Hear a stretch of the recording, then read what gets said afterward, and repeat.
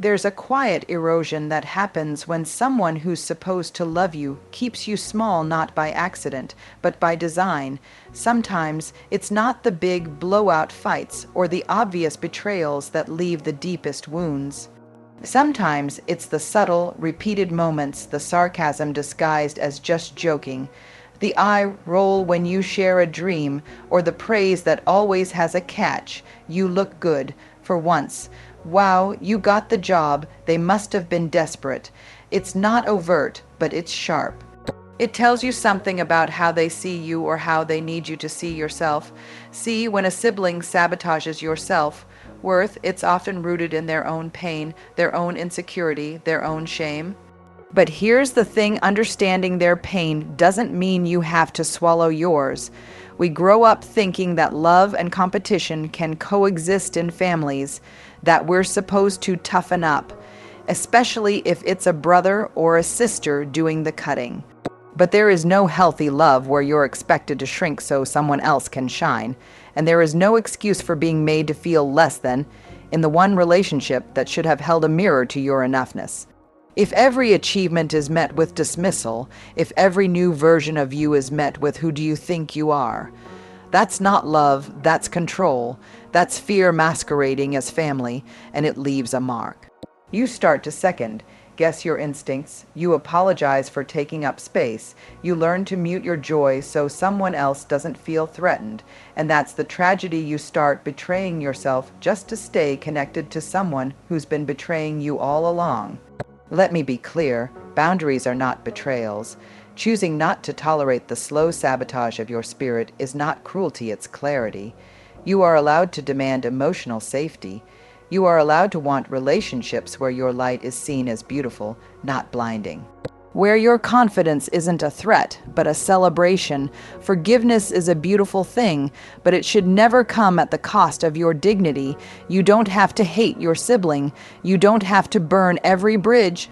But you are absolutely allowed to say, "This version of our relationship is not okay. I love myself too much to pretend it is," because your self-worth was never meant to be a casualty of someone else's comfort. And it is not your job to stay small to keep someone else from feeling insecure. That's not love, that's self-abandonment, and we don't do that anymore. When life falls apart, when you're grieving, unraveling, anxious, broke, or sick, you reach for your lifelines. You instinctively look for the people who will show up, hold space, protect your dignity when you can't even stand upright in your own story. And in families, especially with siblings, that need runs deeper. They were there in the beginning. They were supposed to know the language of your fear without you having to say a word. But what happens when you reach and they're not there? Worse, what happens when they are there but only to judge you, shame you, or share your most vulnerable moments with people who should have never been given access to them? That's not just absence, that's betrayal. When you're in crisis, you're not asking for perfection. You're not expecting someone to fix it. You're asking for presence, for discretion, for a sister who will sit beside you while you cry and say, "I don't have the answers, but I'm not going anywhere." For a brother who doesn't broadcast your breakdown to the group chat or retell it with a tone that says, "Look at the mess they've made." Because here's the thing, trust is built in small moments, and it's broken in them, too. When you're in pain and someone uses your suffering to feel superior, to gossip, or to avoid showing up emotionally, it doesn't just hurt in the moment. It rewires how safe you feel in the world. It makes you question whether you're allowed to ask for help again. It teaches you that love might come with strings attached, or worse, with an audience. Let's get real. Being betrayed in crisis by someone you thought would protect you feels like being wounded twice. Once by the world, and then again by someone who claimed to be on your side. And that's a kind of pain that doesn't just sting, it lingers. It settles into your nervous system. It's the silence that follows the phone call they never returned. It's the deep, shaming ache of knowing your rawest moment became someone else's story to tell. Now some people will say, "But it's family." And I say, exactly. That's why it hurts so much. You get to decide who gets access to you in your most unguarded state. And if someone proves they can't hold your pain with honor, then they don't get to be part of your healing. Forgiveness is your right, but re-entry is a privilege, and trust, once broken, requires more than just an apology. It requires accountability, change, and consistent behavior that says, "This time you are safe with me." Until then, you're allowed to protect your peace, to close the door, to mourn the relationship you wished you had, without pretending the one you do have hasn't hurt you. You survived the crisis. You don't need to keep surviving the betrayal. It's not weakness. It's not recklessness. Vulnerability is the act of showing up fully skinned down, armor off, soul open. It's saying, "Here I am. This is what hurts. This is what I fear. This is what I hope for, even if I'm terrified it'll never come true." So when you share something like that with someone, especially a sibling, it's not just a conversation. It's a gift. It's a declaration of trust, because our siblings know where the soft spots are, not just because they were there, but because they helped shape some of them. They were witnesses to our earliest stories, our losses, our insecurities, the things we were teased for at school, the mistakes we made that we still carry like quiet shame. When you grow up side by side, you don't need backstory. They already know it. That's what makes this betrayal so devastating. When a sibling uses your own story as a weapon to humiliate you, to win an argument, to look better in front of others, or to silence you when you finally find your voice, it's not just an act of cruelty. It's a profound violation of relational trust. You might hear it in a sarcastic jab when you're finally feeling good about yourself.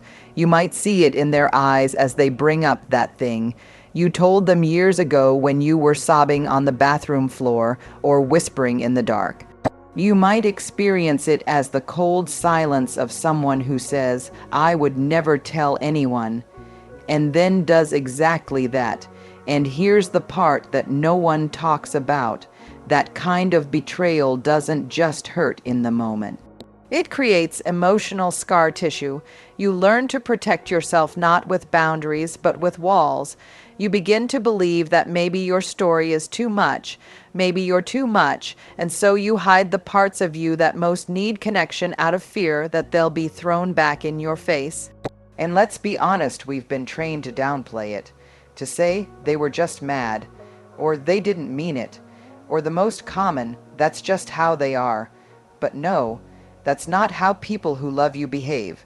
That's how people who haven't done their own healing respond to intimacy, and that's not your responsibility to carry. So let's be clear, if a sibling uses your vulnerability against you, that is not a moment to brush off or bury. That is a moment to pause, name, and protect. You are allowed to say, "I trusted you.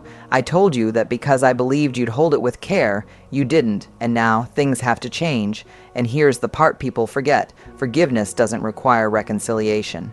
You can forgive someone and still create distance. You can love them and still choose silence over self. Betrayal. You can pray for their healing without offering them another chance to harm you. That's not cruelty, it's self-respect. Your vulnerability is not public property. It is not ammunition. It is not a punchline. It's your truth, your becoming, and if someone proves they can't hold it, then the most courageous thing you can do, the most loving thing you can do for yourself, is to stop handing it over. Because vulnerability shared in trust is connection, but vulnerability used against you, that's betrayal, and you do not have to forgive that with access. They're a tangle of memory, identity, shared childhoods, and often unspoken expectations. At their best, they're a source of deep, abiding connection, a safe space, a mirror that says, "I see you, I remember you, I've known you since you had braces and cried at cartoon movies." But when competition takes the place of connection, that mirror cracks. And suddenly, the person who's supposed to be your teammate becomes your rival, not because you asked for it, not because you started it, but because somewhere along the way, the relationship became less about being together and more about being better. Sibling competition is often dismissed, sometimes even romanticized. Oh, you know how siblings are. Just a little friendly rivalry. It's normal, it pushes you to do more. But here's the truth. Chronic comparison is not connection. And being constantly measured, sized up, or shamed by someone who's supposed to be in your corner, that's not love, that's performance. That's a relationship with a scoreboard. It starts subtly. They get praised in front of you, but you're never mentioned. Your accomplishments are acknowledged with silence or worse, with critique. Oh, must be nice to have that handed to you. Wow, you only got that because of your connections. Or the backhanded classic. I mean, I guess someone like you can pull that off. And every time it happens, something in you questions whether you're allowed to be proud, whether you can celebrate out loud, whether your success is ever just yours, or if it always has to go through their filter of approval. Over time, you learn to downplay yourself to keep the peace, to mute your joy, to avoid sharing the things that make you feel whole, not because you're ashamed, but because you know how it will be received. And that changes the relationship. Because when we can't be fully seen, we can't be fully connected, and it's heartbreaking. Because there's a grieving that happens, grieving the relationship you wish you had. The one where you could celebrate each other without competition, where one sibling's light didn't mean the other had to dim. Now, let's be clear, a little competition in childhood is normal. Learning how to share attention, negotiate identity, and even joke about who mom loves more. Sure, that's part of the terrain, but when that dynamic follows you into adulthood and keeps you small, anxious, or always proving that's no longer just a sibling dynamic, that's emotional manipulation. So what do? We stop pretending that minimizing ourselves is the same as keeping the peace. We get honest. We say things like, I want a relationship where we lift each other, not undercut each other. Or maybe if we've already tried and the pattern hasn't changed, we simply draw a line, I love you, but I won't keep competing for a connection that should come freely. Because here's the truth, connection thrives in authenticity, not in comparison. You don't have to earn your worth, not from them, not from anyone. And you are under no obligation to tolerate someone who only knows how to relate through hierarchy. You deserve relationships, especially in your family where your success isn't a threat. Where your growth isn't mocked, where your joy isn't resented, that's not asking too much. That's asking for what's healthy, because real siblings don't compete for love. They build each other up in it. And if that's not what you're getting, it's okay to step back until it is. There are few things more disorienting or more wounding than being told the things that hurt you didn't really happen, or that they did happen, but they weren't that bad. Or worse, that it's your fault they happened at all. Gaslighting doesn't always show up as loud or obvious abuse. Sometimes it's quiet, slick, a subtle rewriting of the past. You're too sensitive. That's not how it happened. You always make everything about you. God let it go already, it was years ago. And when it comes from a sibling, someone who was there, someone who knows, it shakes something deep in your core, because you're not just fighting for your memory, you're fighting for your right to reality. Sibling gaslighting often starts early. Maybe you spoke up about something unfair and you were called dramatic. Maybe you cried and they rolled their eyes or told others you were just trying to get attention. Maybe you tried to talk about what happened in your childhood, the way one of you was favored or hurt or ignored, and they shrugged it off like it was a script you made up. And the hardest part, sometimes they truly believe their version of the story. They've rewritten it in their minds in a way that protects them from accountability. And in doing so, they quietly ask you to carry the burden of denial for both of you. But here's what that does to your nervous system. It makes you question yourself. You start wondering if your pain is real, if your sadness is justified. You begin to edit your truth down to a version that's easier for other people to swallow. You become afraid to speak up because you already know how it will end, with blame, with shame, with silence. That's not just painful, that's destabilizing. It's psychological violence wrapped in family language. Gaslighting is the theft of emotional oxygen, and the longer you stay in it, the harder it becomes to breathe in your own truth. Now, you don't have to convince anyone of what you lived through. You don't need a sibling's permission to honor your story. Your reality is not up for debate just because someone else is uncomfortable owning their role in it. Let me say that again. Your lived experience is valid even if someone else refuses to acknowledge it. Sometimes we keep trying to have conversations with people who have no intention of hearing us. We think if we just explain it, better if we just stay calm enough, kind enough, reasonable.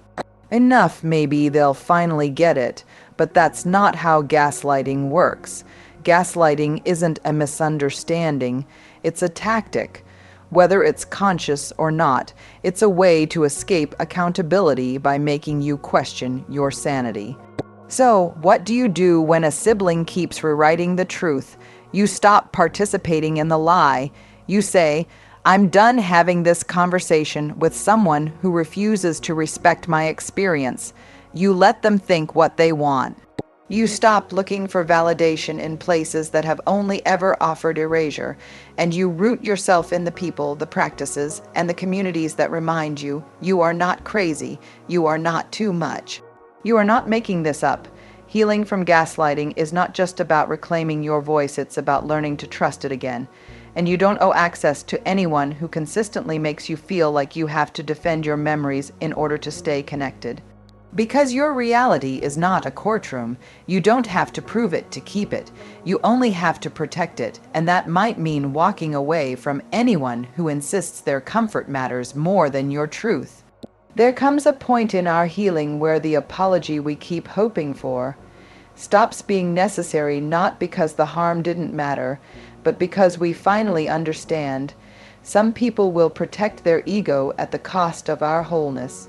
And when that person is a sibling, the person who shared your home, your history, your secrets, that's a special kind of heartbreak. Because families, whether we admit it or not, are built on invisible contracts.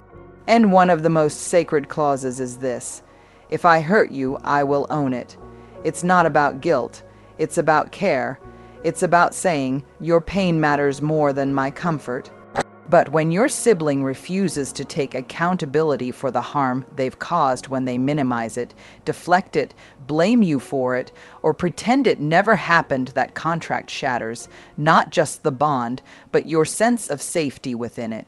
Refusing accountability can sound like, "You're still mad about that. I was just a kid, you should have gotten over it by now." Well, you weren't exactly innocent either. You always twist things to make me look bad. It's never just denial. It's a refusal to witness your hurt. It's saying, my version of me is more important than your experience of me. And it leaves you carrying all the emotional debris alone, not just the original wound, but the second wound, the silence. The absence of repair, the long, echoing space where accountability should live. Here's the hard truth. Sometimes we wait years, decades, even for someone to acknowledge what they did. We keep showing up, hoping the next conversation will be different. We try to say it kindly, gently, in a way they can hear it. We script it in our heads, pray for the right moment, tell ourselves, maybe this time they'll get it. But if a person's sense of self is built on the belief that they're always the victim, always the good one, always the misunderstood, then your truth isn't something they can hold. It's something they'll reject, attack, or reframe, not because you're wrong, but because their identity can't handle your reality, and that's not your failure, that's their limit. You do not need their permission to name what hurt you. You do not need their cooperation to validate your pain. You do not need to keep begging someone to be who they refuse to become. Accountability is not just about saying, "I'm sorry." It's about doing the work to reflect, to repair, and to change. If your sibling won't do that work, you get to do your own, the work of drawing boundaries, of grieving the version of the relationship you never got to have, of telling the truth even when no one else in the family wants to hear it. You are not bitter for remembering. You are not broken for needing closure. You are not disloyal for protecting your peace. It is not mean or cruel or dramatic to say, "I will not keep reopening this wound for someone who refuses to stop cutting." You can wish someone healing without putting yourself back in harm's way. You can let go of the hope that they'll one day say the right thing and still honor the part of you that needed to hear it, because the lack of accountability, that's not your shame to carry. It never was. Love is supposed to be something you come home to, not something you earn with performance, not something you plead for, and never something that's dangled above your head like a prize you only get if you stay small, stay silent, stay pleasing. But some siblings, whether consciously or not, treat love like a form of currency. They give it when you agree, withdraw it when you disagree, offer it in praise when you're doing what they want, weaponize it in cold silence when you don't. And you begin to notice the love isn't love, it's approval. You don't feel safe, you feel managed. You don't feel seen, you feel tolerated, as long as you play your part. This is what it looks like when someone holds love hostage. They make affection conditional on your compliance. They make connection something you have to chase. They offer attention like breadcrumbs, keeping you close enough to hope but far enough to doubt. You show up vulnerably, and they go quiet. You set a boundary, and suddenly you're selfish. You speak your truth, and they punish you not overtly, but in passive-aggressive messages, cold shoulders, or guilt. Laced group chats that everyone else seems to understand but you. It's exhausting. Because you're constantly performing for proximity, the underlying message becomes clear. If you don't behave the way I need you to, I will withhold myself from you, my warmth, my kindness, my care, and I'll convince others you're the reason I had to. It's emotional blackmail dressed up as just how they are. And if you grew up in a family where emotional connection was inconsistent or conditional, this kind of sibling dynamic can feel familiar, even normal. You might hear yourself saying things like, if I just try harder, they'll come around. Maybe I overreacted. I'll apologize first. I don't want to lose them. I'll let it go. But here's the truth no one tells you. Love that must be earned through submission isn't love. It's control. And when a sibling withholds connection to manipulate your choices, punish your truth, or maintain power in the relationship, that's not just dysfunctional. That's betrayal.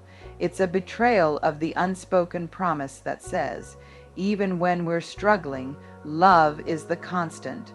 Holding love hostage turns that constant into a threat, and that changes everything. Because instead of feeling safe to be honest, you start shrinking.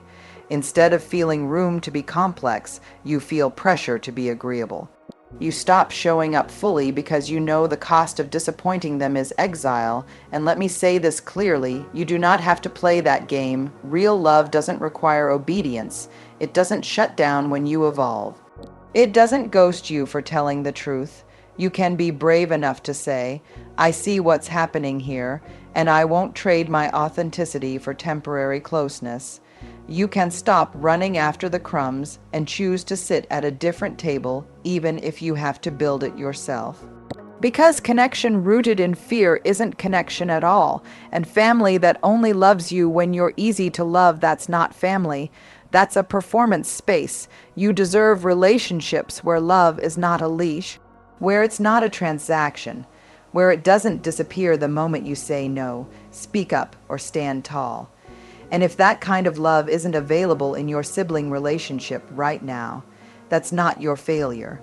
That's your freedom to step back, to stop bargaining, and to stop betraying yourself just to be accepted.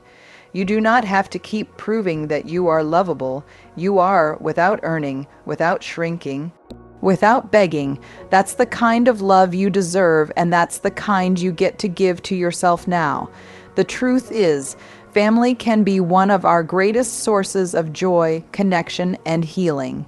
But when those we trust the most, those who are meant to protect our hearts, betray us in these deep, painful ways, it shakes us to our core. It's not just the betrayal that cuts. It's the erosion of trust, the confusion that follows, and the loneliness that can seep into the cracks. But here's the most important thing to remember. You are worthy of love that is unconditional, honest, and safe. No sibling, no matter the history, has the right to diminish that worth. You are allowed to stand tall and say, "This behavior is not acceptable. This relationship, in its current form, does not honor me." For too long, we've been taught that forgiveness means accepting harm, that it's noble to keep opening the door to people who only know how to break our hearts. But here's the truth: forgiveness is not the same as reconciliation. You do not owe anyone your peace. You do not owe anyone access to your vulnerability, to your heart, if they continually use it against you. Choosing to not forgive these betrayals does not make you bitter. It makes you brave. Choosing to protect your boundaries is not weakness. It is self-love, self-respect, and the act of honoring your own needs. You are worthy of relationships that nurture you, uplift you, and see you for who you truly are.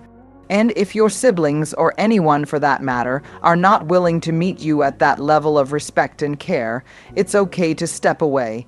It's okay to let go. It's okay to create distance, even if it's painful. Sometimes the most loving thing you can do for yourself and for them is to break the cycle of hurt. Remember, you are whole even if someone else refuses to see it. You are enough even if they refuse to show up. And you are deserving of love that is not held hostage by anyone's terms but your own. Honor yourself by refusing to accept less than the love and respect you deserve. You are worthy, always, and that truth is yours to hold.